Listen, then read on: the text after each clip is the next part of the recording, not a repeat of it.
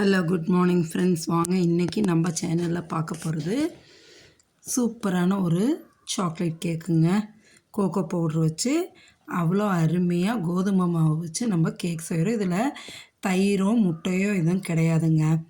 வெறும் கோதுமை மாவு, கோகோ பவுட்ரு இதெல்லாம் வச்சு தாங்க நம்ம நாட்டு சக்கரை வச்சு செய்கிறோம். சூப்பரான கேக்குங்க. பாருங்கள் எவ்வளோ சாஃப்டாக நல்லா ப்ளஃபியாக வந்திருக்குங்க. ரொம்ப மெதுன்னு இருக்குது. இந்த கேக்குக்கு நம்ம என்னென்ன பொருள் போட்டு எப்படி செய்கிறோங்கிறத நம்ம ஃபுல் வீடியோவில் பார்க்கலாம் வாங்க. சரிங்களா? இப்போ இதுக்கு என்னென்ன தேவையான பொருள் பார்ப்போமா? பாருங்கள், இது ஒரு கிண்ணத்தில் பார்த்திங்கன்னா ஆயில் தடவி கோதுமை போட்டு டஸ்ட் பண்ணி வச்சுட்டேன் ரெடியாக. ஃபஸ்ட்டு 1.5 டம்ளருக்கு கோதுமை மாவு எடுத்துருக்கேங்க. வெனிலா எசன்ஸ் எடுத்து வச்சுருக்கேன். 1 டம்ளர் பால், காய்ச்சி ஆறின பால். 1 டம்ளர் கொஞ்சம் குறைவ நாட்டு சர்க்கரைங்க. 1/4 டம்ளருக்கு வந்துட்டு ரீஃபைண்ட் ஆயில் எடுத்து வச்சுருக்கேங்க. 1/4 டம்ளருக்கு வந்துட்டு கோகோ பவுட்ரு எடுத்து வச்சுருக்கேன். 1 ஸ்பூன் வந்து இன்ஸ்டன்ட் காப்பி தூள் எடுத்து வச்சுருக்கேங்க. அடுத்தது வந்துட்டு 1 ஸ்பூனுக்கு லெமன் ஜூஸ் எடுத்து வச்சுருக்கேன். அடுத்தது பார்த்திங்கன்னா 1 ஸ்பூனுக்கு வந்து பேக்கிங் பவுடர், 1/4 ஸ்பூன் வந்து பேக்கிங் சோடா, ஒரு 2 பிஞ்ச் சால்ட்டுங்க. இதுதான் தேவையான பொருள். சரிங்களா? இதை வச்சு நம்ம எப்படி இன்றைக்கி சாக்லேட் கேக்கு செய்யலான்னு பார்க்கலாம். பாருங்கள், ஒரு பவுல் எடுத்து வச்சுட்டேன். விஸ்க் எடுத்தாச்சு. இப்போ என்ன பண்ணணும்னா, நாட்டு சக்கரை வந்து நான் வந்து 3/4 டம்ளருக்கு தான் எடுத்துருக்கேங்க. எனக்கு இந்த ஸ்வீட் எங்களுக்கு போதுங்க. உங்களுக்கு ஸ்வீட் அதிகமாக வேணும்னா 1 டம்ளர் ஃபுல்லாகவே நல்லா நிறச்சி எடுத்துக்குங்க. சரிங்களா? இப்போ அந்த நாட்டு சர்க்கரையில் 1 டம்ளர் பாலை ஊற்றியாச்சுங்க. ஊற்றி அந்த சர்க்கரை கரையிற வரைக்கும் நல்லா விஸ்க் வச்சு கலக்கிடுங்க.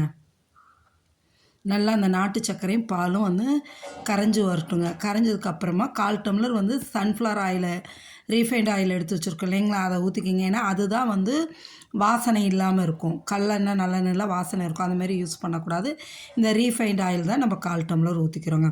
நான் எல்லாமே இந்த டம்ளர் கணக்கில் தான் எடுத்துருக்கேங்க.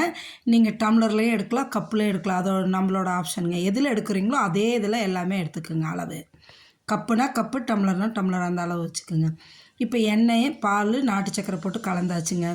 இப்போ ஒரு இது வந்து வடிகட்டி எடுத்து ஒரு ஃபில்ட்ரு எடுத்து வச்சுட்டாங்க. இதில் வந்து கோதுமை மாவை ஃபஸ்ட்டு போட்டுடலாங்க. 1.5 டம்ளர் எடுத்திருக்கேன். அந்த கோதுமை மாவு போட்டுட்டு 1/4 கப்பு வந்து நம்ம இது கோகோ பவுட்ரு வச்சுருக்கோங்கள, அதை எடுத்து போட்டுக்கோங்க. அந்த கோகோ பவுடரை 1/4 கப்பு எடுத்ததையும் இதில் சேர்த்து போட்டுருங்க.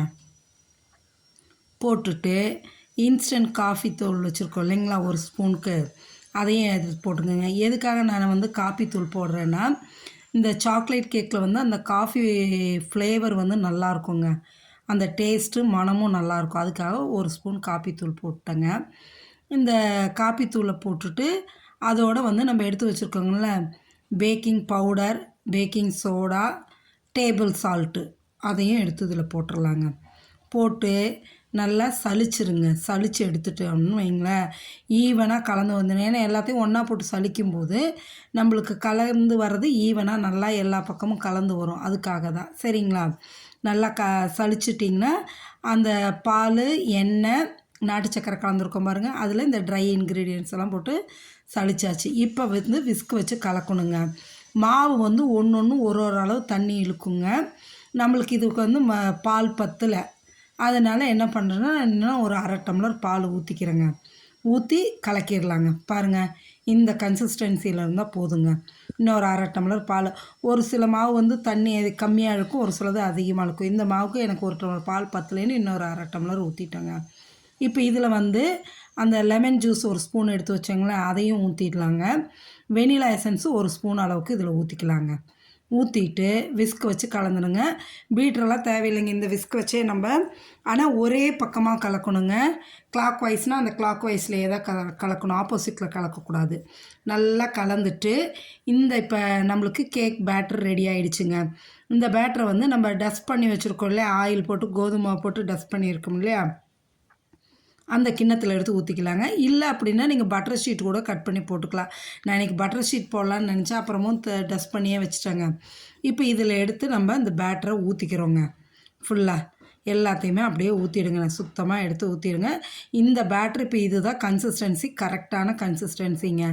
சூப்பராக உங்களுக்கு கேக்கு நல்லா சாஃப்டாக வருங்க இந்த மாதிரி இருந்ததுன்னா. இதை ஃபுல்லாக ஊற்றிட்டு நான் வந்து பார்த்திங்கன்னா லேசாக அப்படியே டேப் பண்ணி விடுங்க, தட்டி விடுங்க. ஏன்னா ஏர் பபுள்ஸ் இருந்தால் அதாகும். அதுக்காக தட்டி விட்டுட்டு நான் குக்கரை ஆல்ரெடி வந்து டேபிள் சால்ட் போட்டு ஒரு ஸ்டாண்டு வச்சு 10 மினிட்ஸ் ப்ரீ ஹீட் பண்ணியிருக்கேங்க. குக்கர் மூடியில் வந்து கேஸ்கெட்டோ வெயிட்டோ போடல, அதெல்லாம் எடுத்துகிட்டு தான் நான் போட்டு ப்ரீ ஹீட் பண்ணியிருக்கேன். 10 மினிட்ஸ் பாருங்கள், ஃப்ளேம் வந்து சிம்மில் இருக்குங்க. இதேமாரி ப்ரீ ஹீட் பண்ணதில் இப்போ என்ன பண்ணணும், அந்த கேக் பேட்டர் ரெடி பண்ண கிண்ணத்தை உள்ளே வச்சு மூடி போட்டுருங்க. மூடி போட்டிங்கன்னா குறைஞ்சது ஒரு 30லேருந்து 40 நிமிஷம் இருக்கணுங்க. இந்த ஃப்ளேம்லையே மூடியை நல்லா மூடி வச்சிட்டிங்கன்னா 40 நிமிஷம் கரெக்டாங்க. இடையில ஒரு தடவை வேணாலும் நீங்கள் திறந்து பார்த்துக்கலாங்க.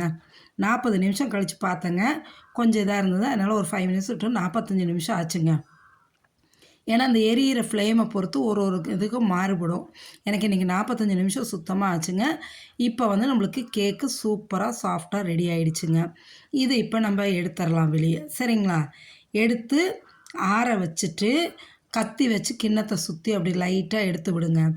ஏன்னா ஈஸியாக வரும், அப்போ தான் நம்ம பிளேட்டில் கவுத்தி எடுக்கும்போது. அதுக்காக சுற்றி எடுத்து விட்டுட்டு ஒரு பிளேட்டை வச்சு அப்படி கவுத்திடலாங்க. கிண்ணத்தை கவுத்தி எடுத்துட்டோன்னா பாருங்கள், அடியிலெல்லாம் ஒட்டுல கொள்ளல, அதாவது அடி பிடிக்காமல் எவ்வளோ நல்லா வந்திருக்கு பாருங்கள்.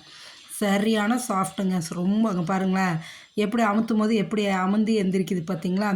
அவ்வளோ சாஃப்டாக அவ்வளோ சூப்பராக வந்திருக்குங்க இந்த சாக்லேட் கேக்கு. இதேமாரி நீங்களும் செஞ்சு பாருங்கள்.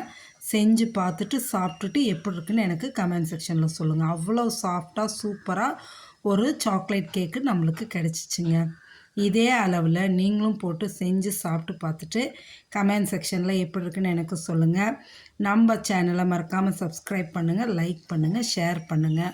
உங்கள் ஃப்ரெண்ட்ஸ் அண்ட் ரிலேட்டிவ்ஸ்க்கும் ஷேர் பண்ணுங்கள். இங்கே பாருங்கள், என்ன அந்த டெக்ஸ்சர் அவ்வளோ சூப்பராக டெக்ஸ்சர் வந்திருக்குங்க பாருங்கள். சரியான சாஃப்ட்டுங்க. இதை இன்னொரு பீஸு நான் உங்களுக்கு நறுக்கி காமிக்கிறேன் பாருங்களேன். அவ்வளவு சாஃப்டாக அவ்வளோ சூப்பராக இருக்குங்க. எங்களுக்கு இந்த ஸ்வீட் போதும். உங்களுக்கு ஸ்வீட் வேணும், நீங்கள் இன்னும் கொஞ்சம் சேர்த்து நாட்டு சர்க்கரை போட்டுக்கலாங்க. இதில் முட்டை தயிர் எதுவும் கிடையாதுங்க. இதுதான் எவ்வளோ சூப்பராக இருக்குது பார்த்தீங்களா? நீங்களும் செஞ்சு சாப்பிட்டு பார்த்துட்டு எப்படி இருக்குன்னு கமெண்ட் செக்ஷனில் சொல்லுங்கள். சூப்பர் சாஃப்ட்டுங்க சாக்லேட் கேக்கு. பாருங்கள், நீங்களும் செஞ்சு சாப்பிட்டு பார்த்துட்டு சொல்லுங்கள். Okay, thank you.